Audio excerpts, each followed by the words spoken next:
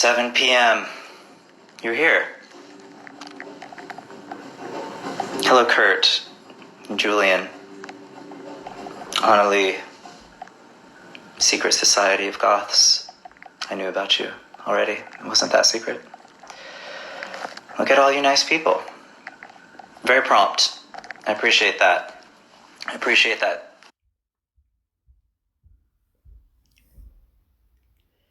You are on time. We are here 7 p.m. Pacific Standard Time, 10 p.m. Eastern. We being me, alone, more socially isolated than even usual, here at my house. Yep, this is it. Got a wall. So I'm here to discuss with you the things I've been doing lately in these times. Thank you, everyone. Look, I see this. I've never done this before. It's very awkward.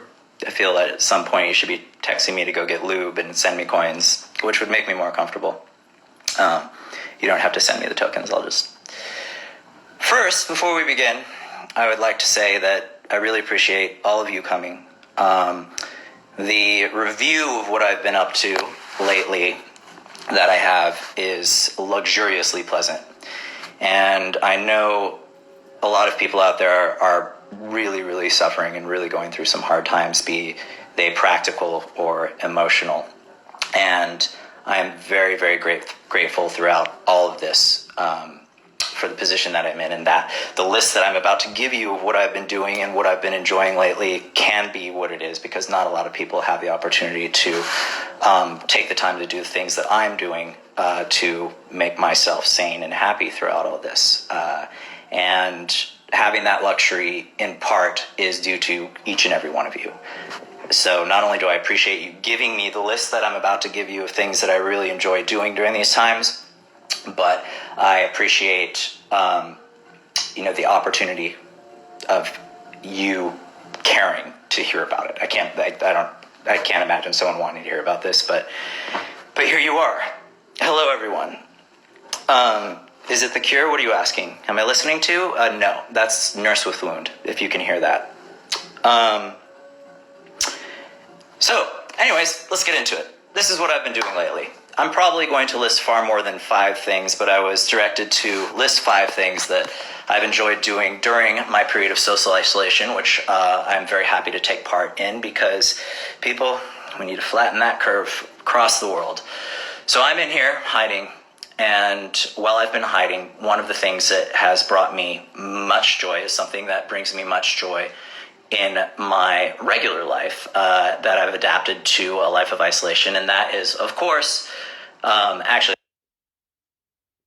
all of these things, you could, if anyone knows much about me, you're going to be able to guess generally what I'm about to say. So,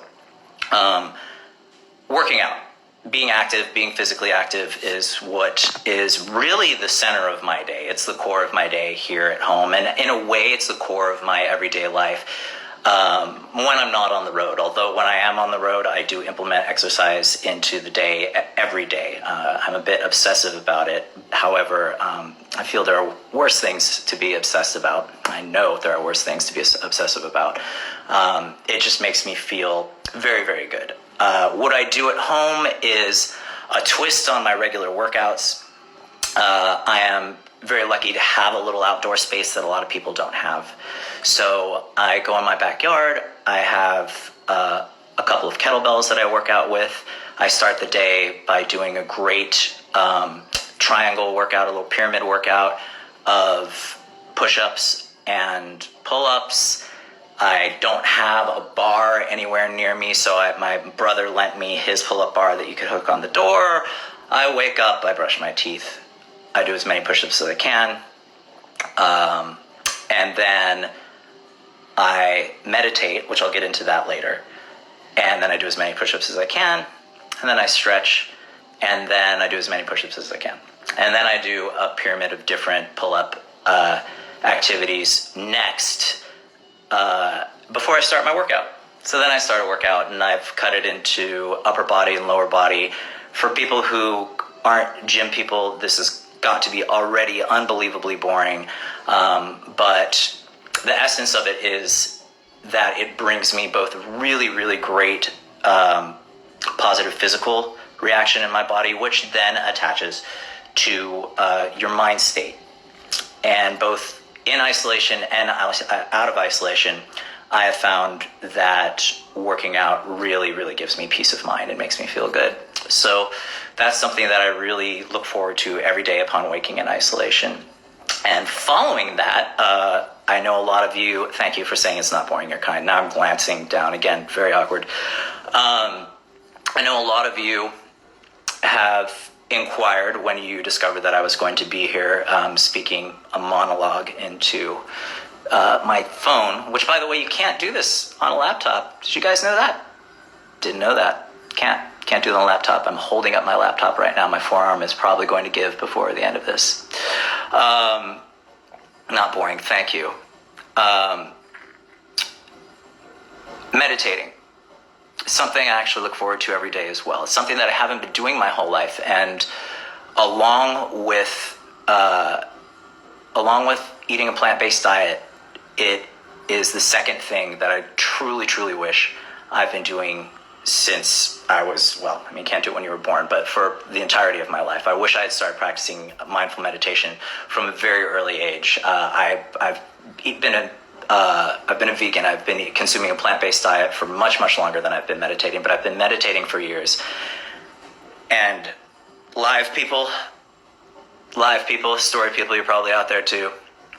I gotta tell you, it is really, really a wonderful exercise to put you at peace. Now, to be clear, the meditation that I take part in, the meditation that I practice, has no higher power involved. There is no deity involved. It is pure mindfulness. It is pure science. And I use a great app that's called Headspace, which, if you're interested in this, if anyone out there is having a hard time emotionally with what's going on, which I'm sure you are, I could not encourage exercise and mindful meditation more. It's difficult. I've been doing it for years. If you give either of these things a try and you're struggling with it, everyone does. Everyone struggles with it. It's difficult to learn the practice, but just as everything else, as you make it a part of your life and as you do it every day, you slowly get better at it.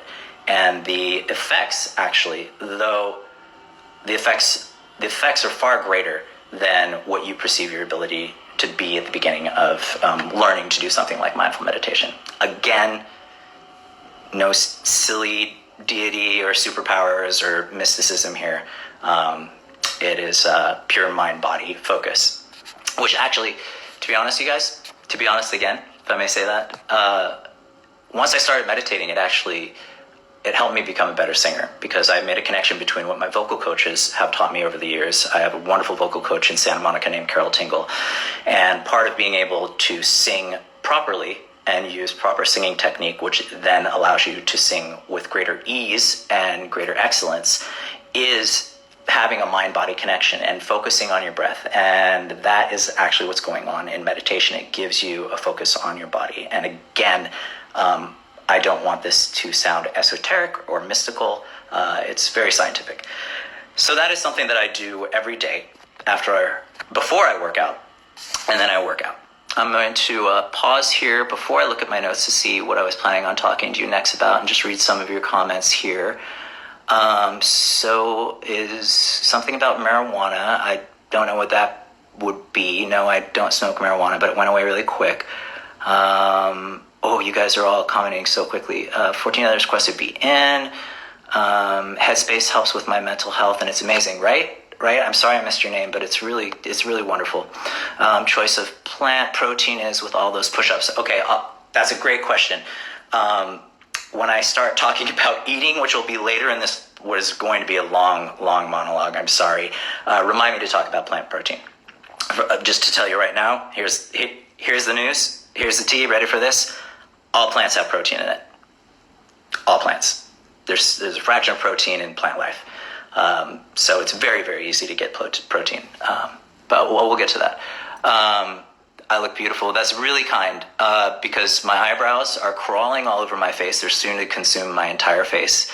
The hair is very large, hence the hood. But actually, we have a little Suavecita blow dry cream. So if you're a blow dryer, ladies and gentlemen, I got to tell you, there's this great LA brand of down to earth people who make cruelty-free hair products that are really good. And there's the Suavecita brand. I don't know why they feel we men don't want a blow dry cream, but we do. Anyways, I digress. I was looking at your comments, which I'm sure you're okay with, but I'm going to move on to the plan. Where were we?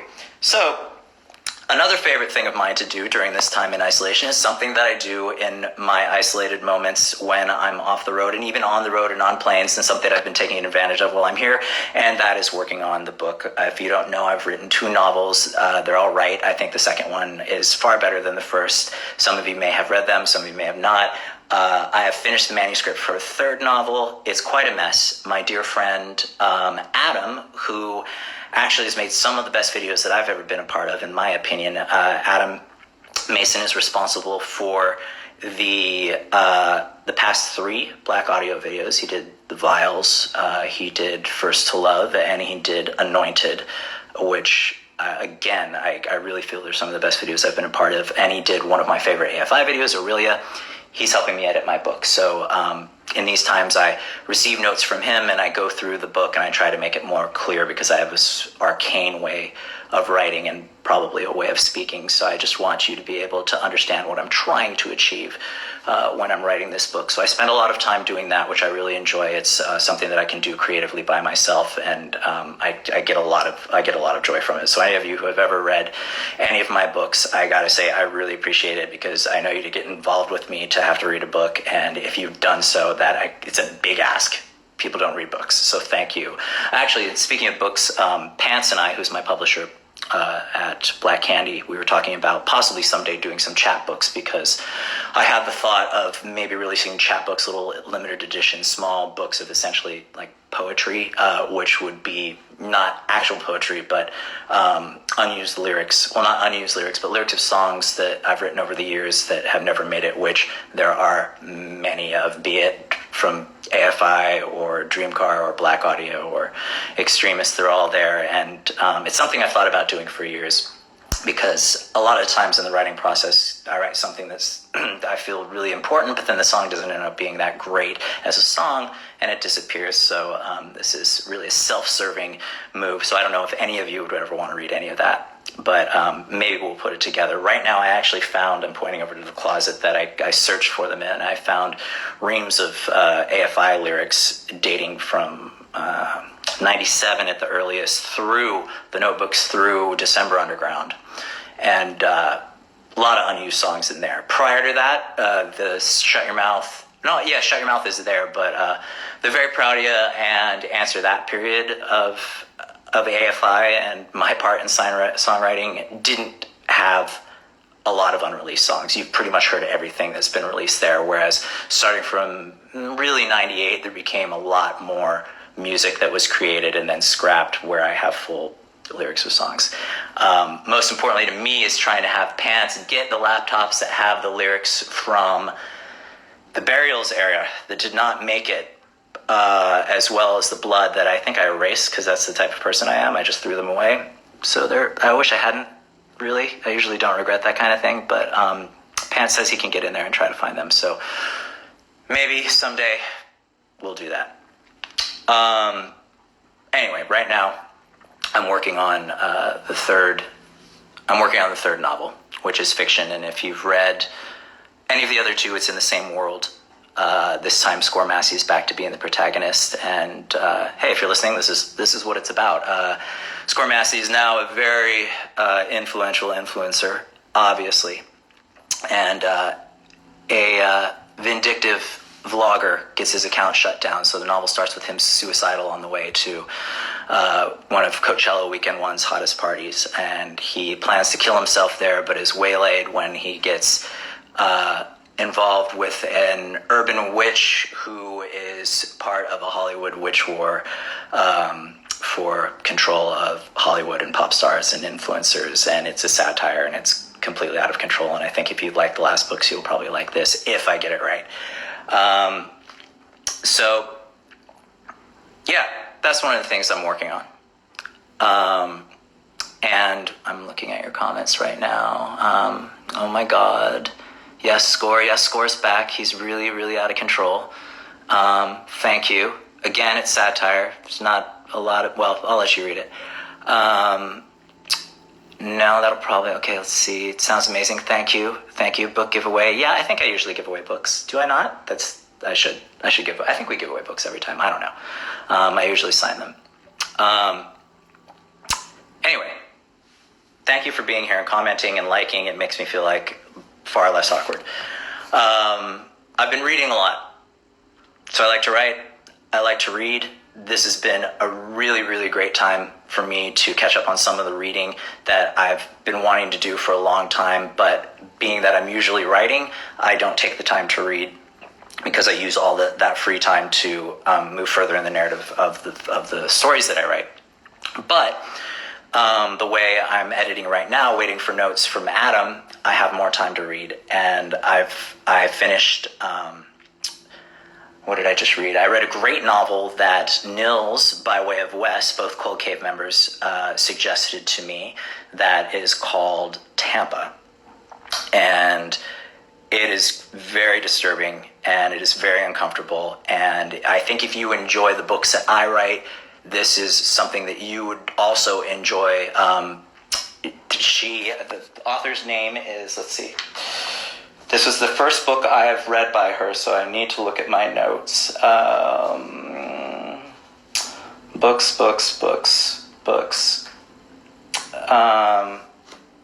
It'll come to me.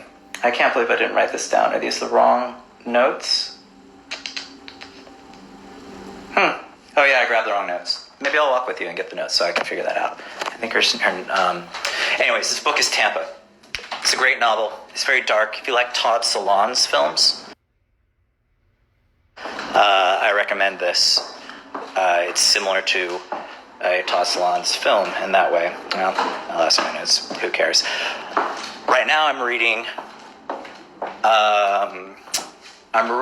the follow-up to Under the Big Black Sun, which is a history of the first wave of punk rock in Los Angeles. I am listening to, you guys, what is this called? What is the follow-up called? It's the name of the X record. Okay, Alyssa Nutting, thank you. So Alyssa Nutting, Nils, thank you. There it is, Nils, who recommended me the book, said Alyssa Nutting. You guys, what's the X record that the second punk history of LA that John Doe curated is? Fun Times in the New World? What is it? Oh, here it is. It's right here. So De Silva and John Doe wrote More Fun in the New World, which I'm reading right now. I mean, how bad was that flow? Whew, bad radio. We're not on radio. We're on Instagram Live. Yeah. Anyway, if you like music at all, even if you don't like punk rock, if you like music history, these two books, Under the Big Black Sun, and what's it called? Clearly, I didn't listen to that X record. And More Fun in the New World are wonderful, wonderful snapshots of what happened in Los Angeles at the time. It's got the punk houses. It's got the first book has the Mass. The second book goes into a Cafe de Grand, and just the East LA scene coming in with Los Lobos in this one.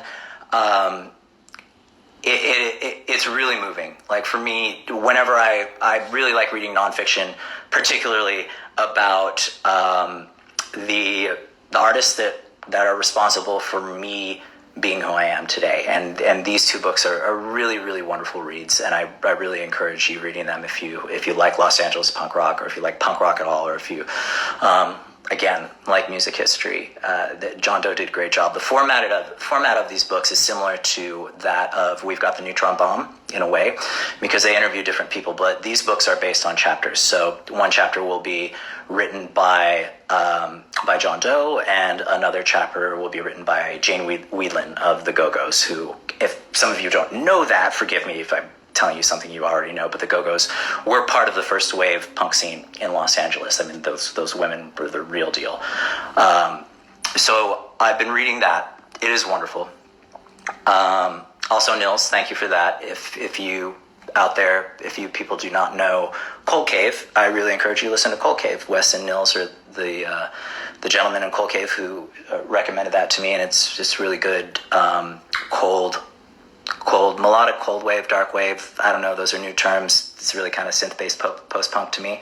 A little bit of Gary Newman, a little bit of Fad Gadget, a little bit of Human League, and then sometimes some Jesus and Mary Chain, but modern with a little twist on it. And Wes is the real deal. He knows what's going on. So I encourage you to listen to that.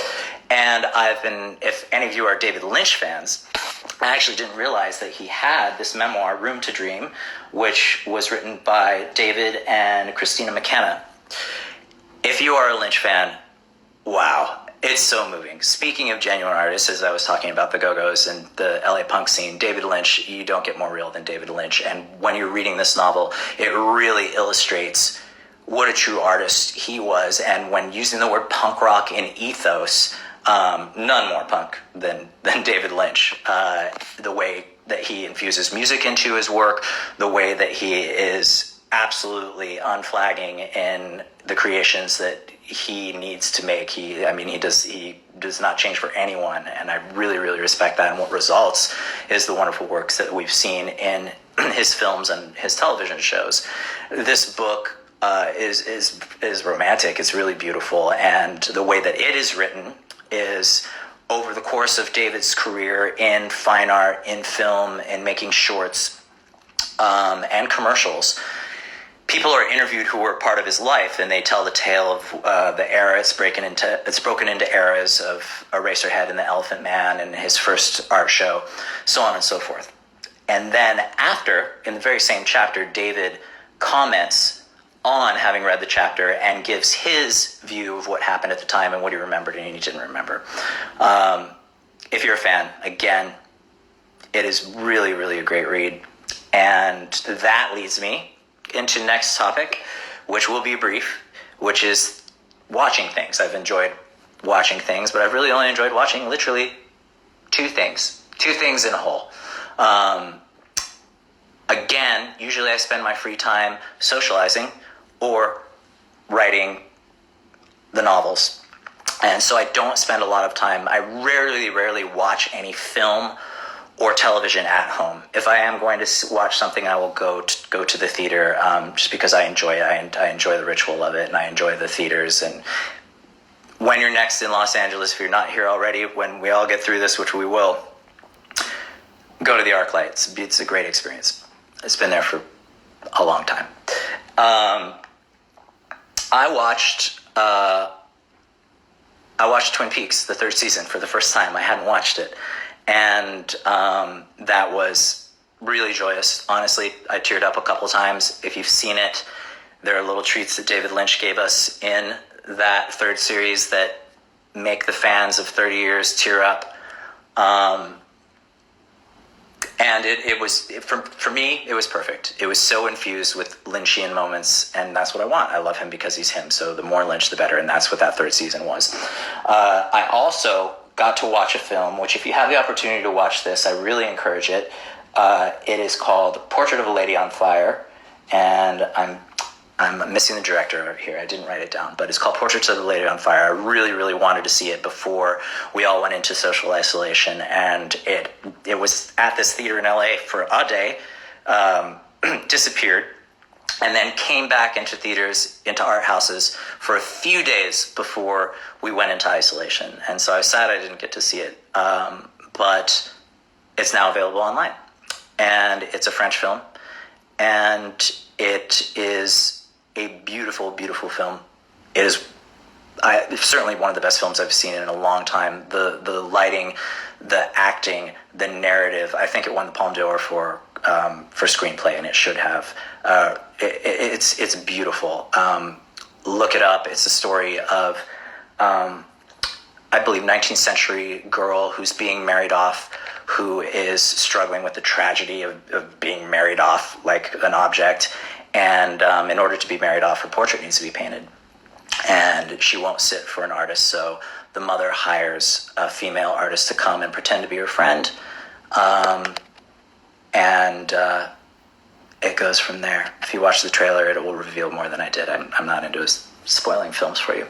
So, if you hear my voice is dropping, I need to speak up here. I'm not using proper vocal technique as I'm speaking, which will damage your voice, which Aaron Axelson from San Francisco radio fame will attest. Because if you speak incorrectly, you get nodes like I had. A couple of times, mine were cysts. If you want to know. So, working out, reading, writing, meditating, watching a couple things every once in a while. Those are some of my favorite things. But I think that's 5, but I'm not done. I'm going to keep talking if that's all right with you. I'm going to read some of your stuff as I pause to catch my breath here. Someone's sad. I wonder why Sarah's sad. Yeah, I'd be sad if I was just staring at me talk, to be honest. I get you, Sarah. You could always sing us a little something. Let me see. Again, I think I hurt my voice talking. I want to start from before the beginning. Loot wine be mine, and then let's stay out for the night. What's the lyric? Wine via parkside, semi-perilous lives. Jill the lights in the windows of all safe and stable homes. But wondering then, well, what could peace of mind be like? Anyway, do you want to hear a story or not? As the Fulham Road lights stretch and invite... Okay, that's enough. So what else do I do? After I'm done working out, after I've done meditating, I make a very sad attempt at yoga. Actually, after working out, I've started trying to do yoga. Live people, your singer can't stretch. He's unflexible. It's an ugly thing to watch. I hope you never have to see it. But I have a goal. I have a goal to be able to do a downward dog and not embarrass myself by the time we get out of here. I don't think I'll reach that goal, but I'm going to try. Also, something that I'm not very good at is cooking. I don't cook very much. I generally am not inclined to cook for myself. I often eat out. I'm lucky to be in Los Angeles, which has some of the best restaurants in the world. I've, at this time, been diligent to order takeout and be very diligent to... I prefer to go get it because I've seen the precautions that my favorite restaurants take, and I feel that is the most responsible action. So get the takeout from the Crossroads or the Shojin or the Pura Vida.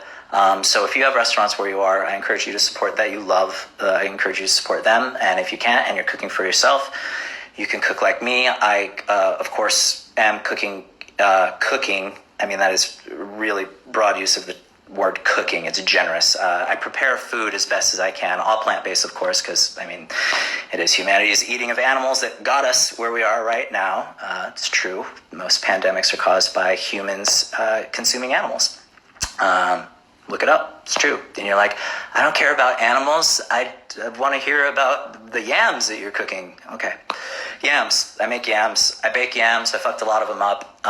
My friend Aaron Elliott is one of the best chefs I know. He told me how to fix them. I still couldn't fix them. I finally fixed them. That's what I eat. I eat a lot of yams. I eat a lot of oatmeal. This is the type of stuff that I eat in general when I'm preparing food for myself. I like to put peanut butter in my oatmeal, sugar-free, salt-free peanut butter.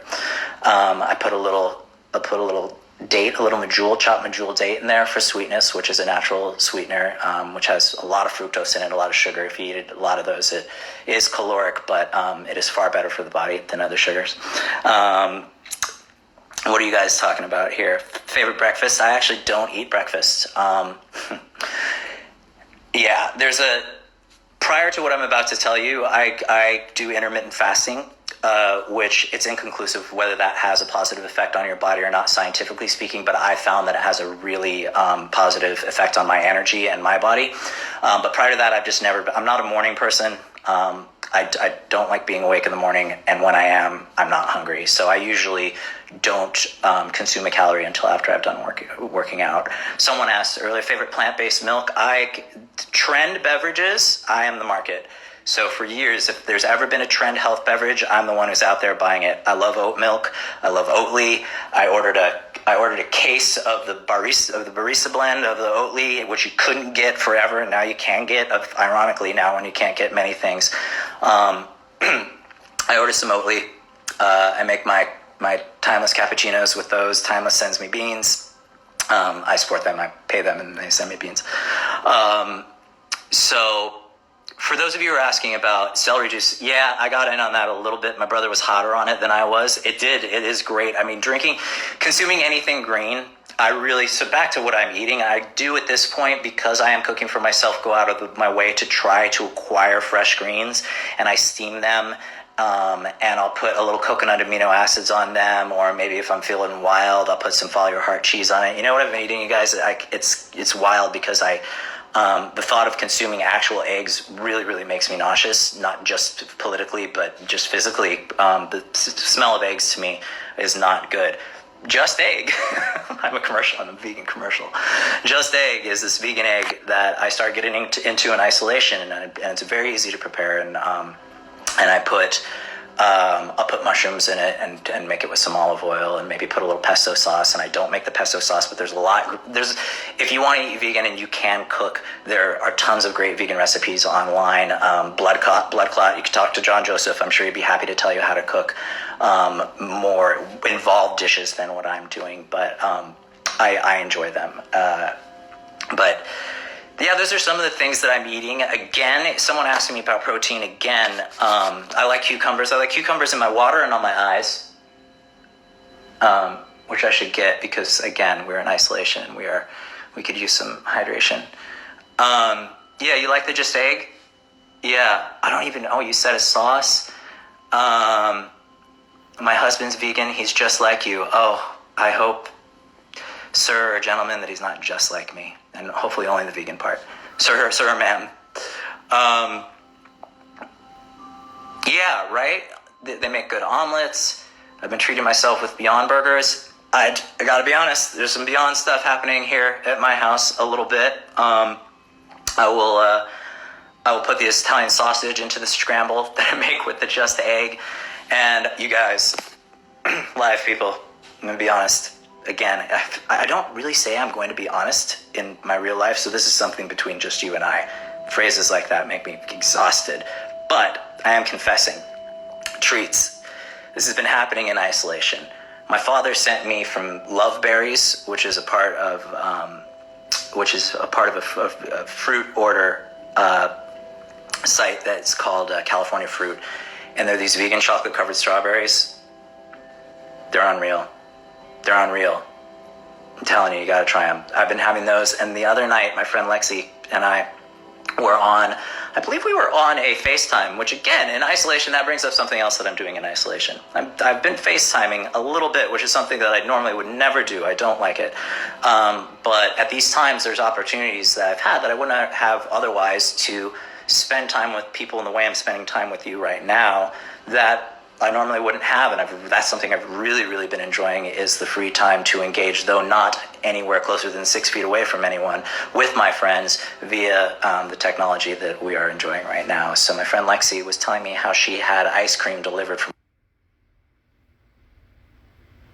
That was my chef friend who told me how to make the sweet potatoes. Again, I didn't follow it correctly. He is one of the best chefs I've ever known, Aaron Elliott. I'm going to have to put the phone... sorry, I'm back. What was I talking about? I have left the house once, I believe, in the past 4 weeks to go get food because I've been doing delivery a lot with the grocery products. And it was to get ice cream at Cocobella. They released, there's a vegan ice creamery here in Los Angeles. They are correct that they are essential, so they're still open. I was not near a human being. I was in a mask. It was actually a pretty good look, I gotta be honest. We paired it well with the outfit. Not too far off from my regular look. I went and ate ice cream. Yeah, it was dark. It was delicious. They had banana cream pie. There were bits of pie in the fresh banana ice cream. So I have been treating myself, but I've been working out very, very, very hard. Part of what I'm enjoying about being in isolation and having to switch my workout is something that many of you may or may not know, is that when you get into a routine, your body begins to get used to the motions and you stop improving. And so being forced to switch like I am when I go on the road or I go into isolation causes your body to react in different ways and is very helpful. So mask tour, please. We'd all have to be like the audience. We could sell a room of 1,000 to 20 people. Aren't I married? I am not married. I wonder who you thought I was married to. I bet they were gorgeous. So, other than eating and cooking yams, really, I've got a few other things that I do. I love once or twice a week having the opportunity to do my radio show that is not my radio show, but is Lindsay Parker's radio show on Volume West, which is channel 106 on Sirius XM, and it's a talk radio show. If you don't know, I do that. I'm usually on Mondays. When we're not in isolation, I'm on Mondays from 4 to 6 p.m., but now I'm usually on Mondays 5 to 6. Sometimes I'm on for an hour another day a week. They announce it on Twitter. I try to stay diligent in announcing it, but as you guys know, I'm not really great at social media. Apologies. But it's a music talk show. It's a great time. Last episode, we spoke to two of the creators of RuPaul's Rusicals, which are drag queen musicals that are featured on RuPaul's Drag Race.